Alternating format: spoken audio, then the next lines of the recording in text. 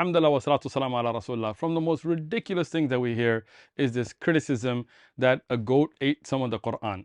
Now, this is absolutely ridiculous, but let's just go through it to be clear. The narration is in the Sunan of Ibn Majah, as it's on your screen.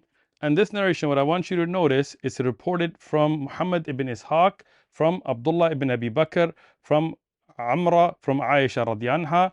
Now, the part in there about the goat eating the Quran is a weak narration. Now, don't just Google stuff like the Islamophobes.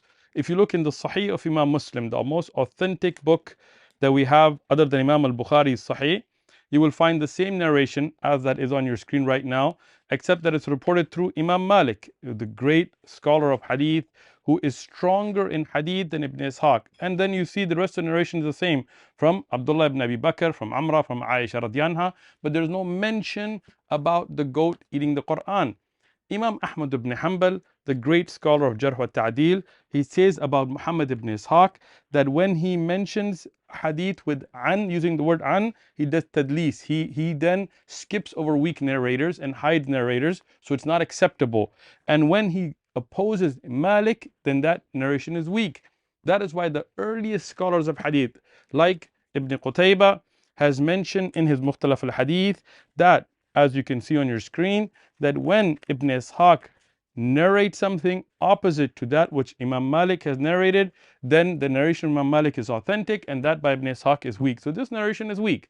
Khalas, that's it. It's a weak narration. There is no authentic narration about a goat eating anything from the Quran. But I want to make another point here. People who think that the Quran would be lost, even if such a thing would happen, are forgetting that there were so many Huffaz of the Quran. As you see on your screen right now, this is my copy of Al-Itqan from Asyuti, and it mentions 35 of the Sahaba that by name we can say memorize the entire Quran. Abu Darda, he used to teach 1600 tabi'un in one sitting teaching the Quran. You think the goat's going to go eat all of their brains and their memories? Never.